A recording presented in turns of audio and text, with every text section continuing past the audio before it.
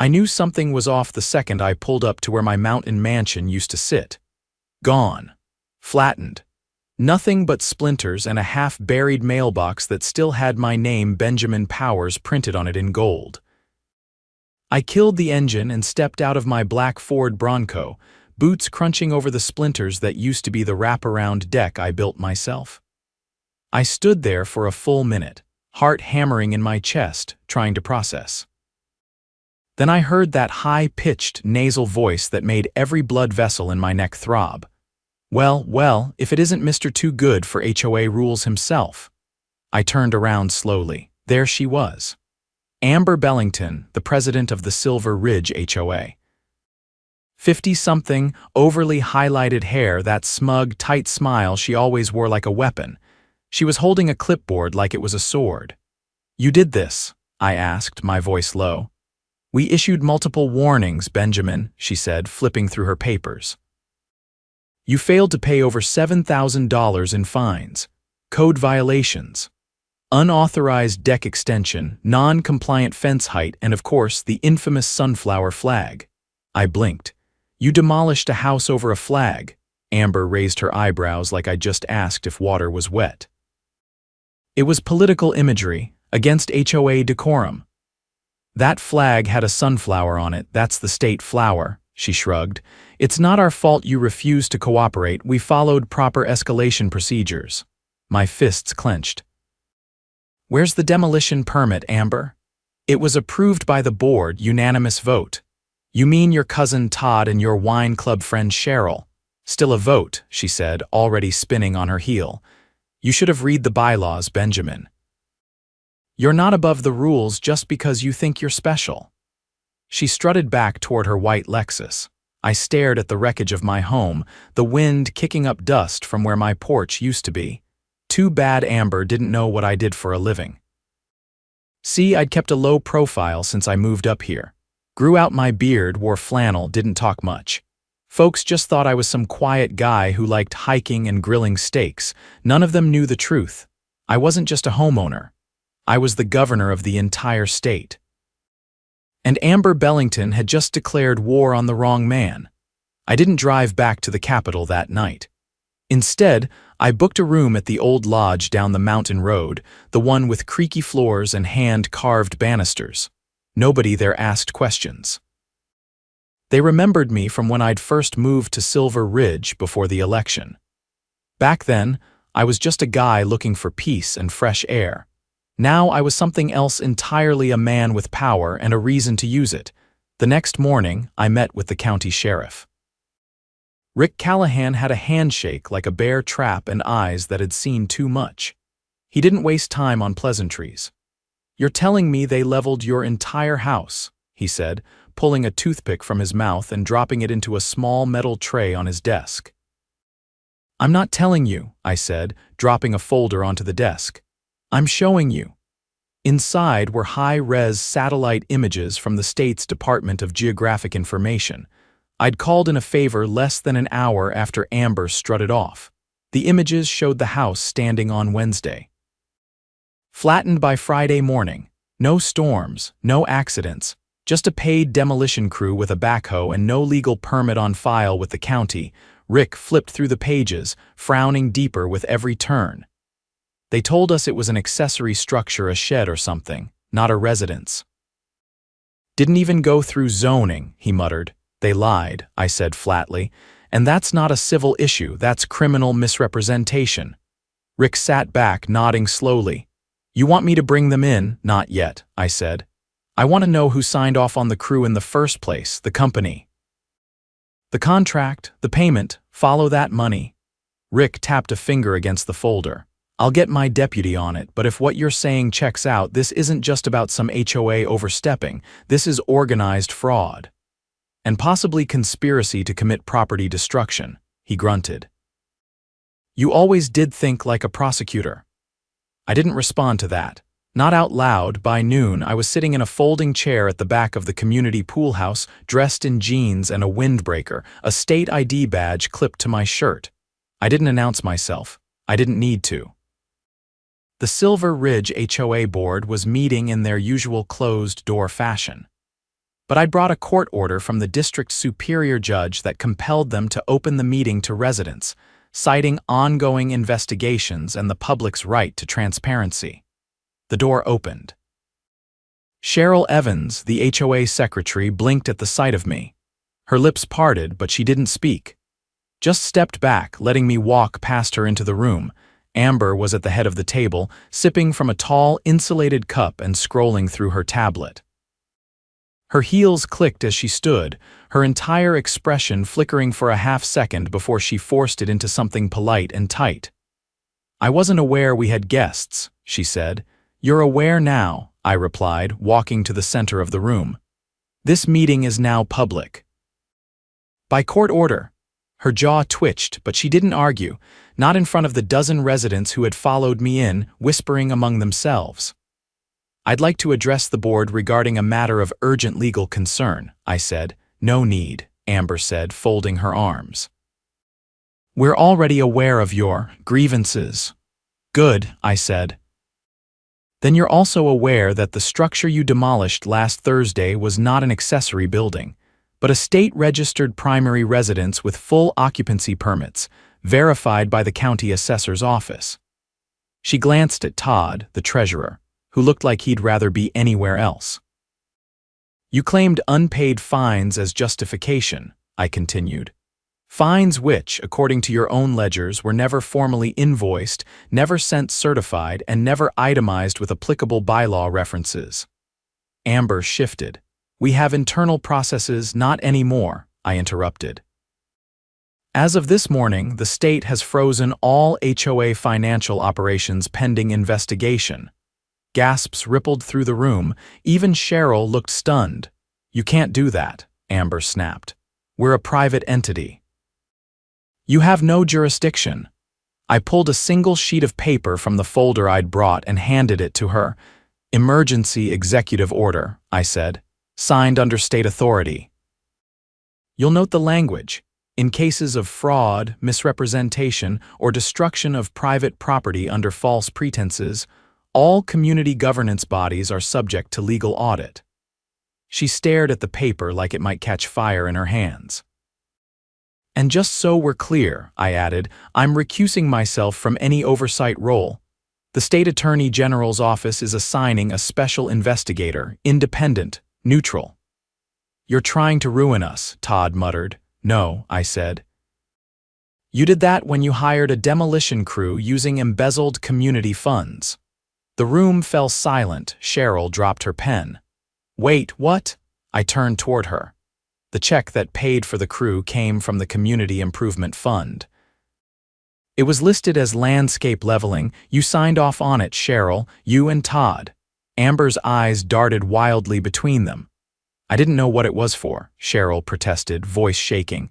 "You initialed the disbursement," I said. "Either you were grossly negligent or complicit." Todd stood up. "I'm not going down for this." Amber filled out the disbursement forms. "She told us it was for park maintenance." "You're lying," Amber hissed. "No, you're lying," Todd shouted back. "You've been siphoning funds for months, Amber." "I saw the receipts for those patio heaters at your house paid for with HOA money." "Enough," I said, raising a hand. Rick Callahan stepped into the room, flanked by 2 deputies. "We've seen enough," he said. "Amber Bellington, Todd Vance, you're both under arrest for misuse of community funds, criminal misrepresentation, and destruction of private property." The residents erupted in stunned whispers. Amber tried to backpedal, but the deputies already had her wrists secured behind her. "You can't, this isn't," she stammered. Rick read her rights with the calm detachment of someone who'd done it 100 times. Cheryl slumped in her seat, eyes wide and distant. I walked out before the cuffs clicked shut. I didn't need to see that part. Outside, the sun was climbing high over the ridge. A few neighbors stood near the pool gate, watching everything unfold. One man nodded at me, eyes filled with something I hadn't seen in a while around here: respect. I walked past him without saying a word. There was still a lot to do. But for the first time in weeks, I felt like the mountain might actually be mine again. 3 days after the arrests, I stood in what used to be my kitchen, surrounded by scorched pine needles and fragments of ceramic tile. A forensic survey team was documenting everything, now measuring, cataloging, photographing. One of them crouched near the half-buried remains of a support beam, calling out measurements to another. The bright orange flags marking evidence fluttered in the morning breeze like tiny warnings. The fire inspector, a slate-gray man named Darnell, stepped around a pile of charred lumber. He'd been called in after the sheriff's office found something odd in the wreckage, chemical traces that didn't belong in a standard demolition. "You were lucky to catch this when you did," he said, tugging off his gloves. "Someone tampered with the structure before they leveled it. Accelerants in the floorboards. Looks like they wanted to make sure it couldn't be rebuilt." "Gasoline?" I asked. "Something more exotic, industrial solvent?" "Not something you buy at a hardware store." He gave me a long, meaningful look. "This wasn't about code violations. This was planned. Someone wanted this place erased."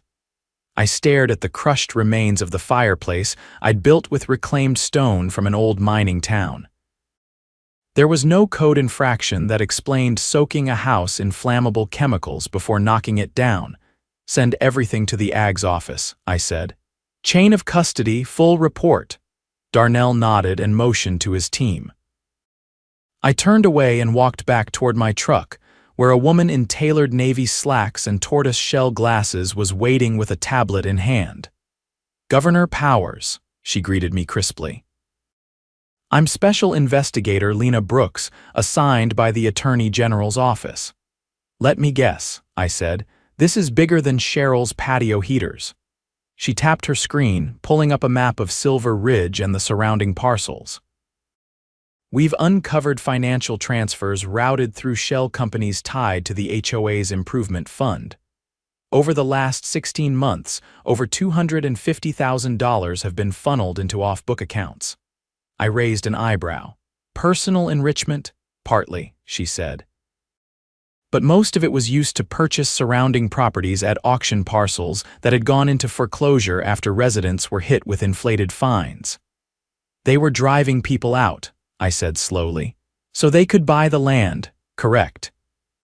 And once they controlled enough of the surrounding lots, they planned to consolidate and sell to a development firm. We've already subpoenaed the firm's records. They had a standing agreement to purchase the entire ridge once the HOA secured 75% of the acreage." "Let me guess who brokered that deal," I said. "Amber Bellington." "She was the point of contact," Lena confirmed. "But she didn't act alone. We found emails implicating a consulting group in Denver that specializes in community revitalization projects. They've done this before." I exhaled slowly, the pieces clicking into place. Silver Ridge wasn't just a power trip for Amber. It was a land grab. A long con masquerading as neighborhood governance. "Where's the money now?" I asked. "Frozen," Lena said. "The state treasurer's office cooperated immediately, but we believe they were preparing to move it offshore. You stopped this just in time."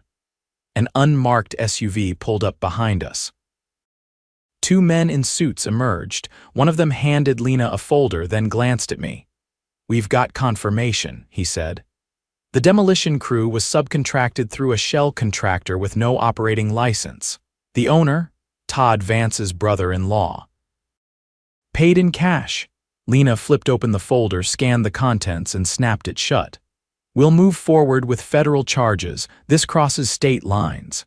As they left, I sat on the tailgate of my truck, staring out over the valley. The ridge was quiet again, no HOA board pacing the streets with clipboards, no petty threats taped to front doors, just the sound of wind through the trees. That afternoon, I called a town hall meeting. The community center hadn't seen a crowd like this in years. Every seat was filled.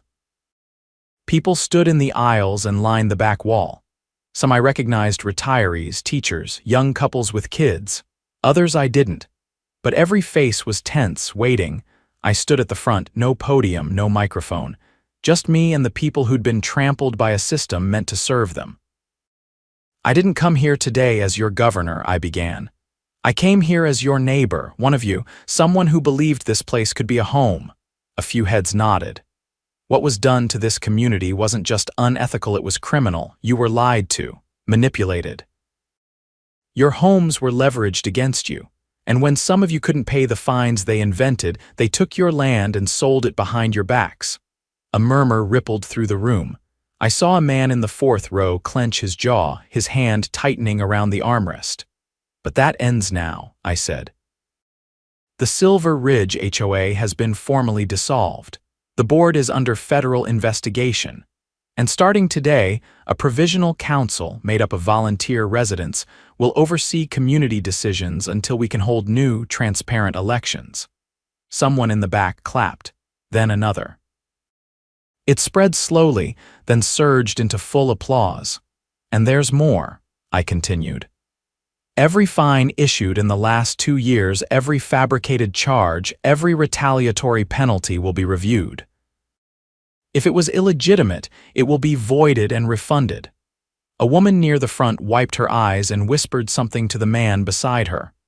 I know trust doesn't come back overnight, I said, but it starts with truth. And with your help, we're going to rebuild this place, not just the homes, but the principles we thought we were living under. Afterward, people approached one by one offering thanks, asking how they could help. A retired firefighter with a background in construction volunteered to lead the rebuilding of my house. And others who had been forced out offered to testify in court. Later that week, I met with the state legislature's housing committee. We fast-tracked a bill that would place strict oversight protocols on all HOAs in the state, mandatory audits, public access to records, and criminal penalties for predatory enforcement actions. It passed unanimously. By the following month, Amber and Todd were formally indicted on 12 counts, including fraud, racketeering, and destruction of property with intent to defraud. Cheryl cooperated with prosecutors and received a suspended sentence in exchange for her testimony. The developer who'd planned to buy the Ridge backed out. Public pressure and media exposure had scorched their brand. Their stock dropped 8% in a week. As for Silver Ridge, it changed. People who never used to speak to each other now shared tools and built fences together. The new council, made of teachers, veterans, and small business owners, held open meetings, streamed online for transparency. The old fear was gone. I never rebuilt the house the way it was. Instead, I worked with that firefighter and a team of volunteers to design something simpler, smaller, with a deep porch and wide windows facing the valley. Whenever I sat there now, coffee in hand, I didn't think about the wreckage. I thought about what we'd built afterward, a community that finally belonged to its people again. And I made one quiet promise to myself. If any HOA ever tried something like this again in my state, they'd wish all they'd done was break a fence ordinance. A month after the town hall, I got a call from Lena Brooks as I was stacking firewood behind the frame of my new porch. She didn't waste time. We found something buried in the HOA's internal server backups, she said. Encrypted files. Took us a while, but we cracked them this morning. I dropped the bundle of kindling into the crate and wiped my hands on a rag. What kind of files? Audio, she said. Board meeting recordings, not the official ones. These were off the books, recorded on a private device belonging to Todd Vance. Something tells me we're not talking about mundane budget discussions. No, she said. We're talking about a conversation that took place 3 days before your house was leveled. I leaned against the railing. Play it. She patched in the file. The audio was grainy but clear enough. Amber's voice came through first, sharper than I remembered. We can't wait for another lien to process. The governor's too high profile. We need a clean break, remove the structure, and bury the paper trail. Then Todd, what if it backfires? Amber again. It won't. The crew's off record, the permits are ghosted. By the time he figures it out, the land's already transferred. Silence. Then Cheryl's voice, hesitant. And if the press finds out, Amber, we'll say it was a mistake, blame miscommunication. He's a politician, he'll want it buried. The file ended there. Lena's voice returned. That recording alone nails conspiracy. But there's more. We found a second file from the following day. This time it's Amber talking to someone new, male, older, not on any of the board rosters. "Did you get a name?" We ran the voice print. Match came back as Byron Kepler. Ever heard of him? I had. Byron Kepler didn't live in Silver Ridge. He lived in a penthouse suite in Denver and ran a private equity firm that specialized in distressed property acquisition. He was the kind of man who always wore 2 watches and never answered his own phone. Lena continued. He promised Amber a commission 5% of the development deal if she secured the ridge. Said she'd get a seat on the advisory board once construction began. She sold out the entire community for a side gig. And a property in Vail, Lena added. She signed a purchase agreement 2 days before the demolition. Cash offer. I looked out toward the tree line. "I want a federal prosecutor on this." "Already in motion," she said. "Kepler's firm is under investigation for racketeering. If we can link him to similar HOA land flips across the western states, we're looking at a criminal enterprise." "Get the IRS involved too," I said. "You know, a man like him didn't report that kind of side payout." After the call, I drove down to the county courthouse. The district attorney's office had already set up a task force to handle the Silver Ridge fallout, but I needed to press one more matter. I found Assistant DA Rachel Perales reviewing a wall of case files in the conference room. Her sleeves were rolled up, and there were color-coded tabs sticking out of every folder. "You think you can bring a RICO charge?" I asked. She turned toward me, eyes sharp behind wire-rimmed glasses. "If we can prove multiple people coordinated with intent to defraud residents and use the HOA structure to facilitate that fraud, then yes. We're almost there. Kepler's involvement gives us the interstate element we need." "What about residents who lost homes due to fraudulent fines?" I asked. "Can we recover any of their property?" She nodded. "Already filed injunctions to freeze all HOA-controlled properties and halt any pending transfers. Once we get convictions, we'll move to reverse the deeds." "Good," I said. "Let me know when we're ready to file." "I want to be there when the warrants are served." It didn't take long. 3 days later, Byron Kepler was arrested at a private airfield outside Aspen. Lena had coordinated with the U.S. Marshals. Kepler had been attempting to board a chartered jet to the Cayman Islands. They found 2 burner phones, a briefcase with currency from 5 different countries, and a flash drive containing a list of other HOA partners across 3 states. Meanwhile, back in Silver Ridge, the residents were rebuilding more than just homes. The new community council had established a legal defense fund for those still fighting to reclaim their properties. A retired legal clerk named Warren took charge of organizing case files, and a local librarian offered space at the library for document scanning and printing. At the next council meeting, I sat at the back, just listening. The energy in the room was different this time, focused, determined. No one was afraid of speaking up anymore. An older man named Hank stood and addressed the room. "I lost my wife's garden. It was the last thing she planted before she passed, and they bulldozed it like it was nothing. But I'm not here to cry about it. I'm here to say I'm planting something new, and I bet I'm not the only one." Applause followed, not loud or flashy, but steady. Earnest. After the meeting, I walked out into the cool evening air and found Lena waiting near the flagpole. "You're not staying for the vote?" she asked. "They don't need me for that," I said. "They've got it handled." She nodded once. "Kepler's arraignment is scheduled for Monday, federal court. He's being charged with conspiracy to defraud, wire fraud, tax evasion, and 4 counts of racketeering. Amber and Todd are both turning state's evidence. Cowards always do when the wall's close in. They're naming names. Kepler's firm had ties to 12 other HOAs across the state. This is just the beginning." We stood for a moment, watching as the last few residents left the building, some arm in arm, others deep in conversation. "Funny thing about corruption," I said. "It's always loud until people start paying attention, then it gets real quiet." She smiled faintly. "You ever think about making this permanent, staying here full-time?" I looked up at the stars breaking through the clouds above the ridge. I already did. Over the next few months, the state legislature passed 3 new laws governing HOA operations. Mandatory third-party audits. Public disclosures for all board financial decisions. And the big one, a state-run ombudsman agency empowered to investigate HOA abuse without waiting for complaints. The Silver Ridge case became the model. Kepler's trial drew national attention.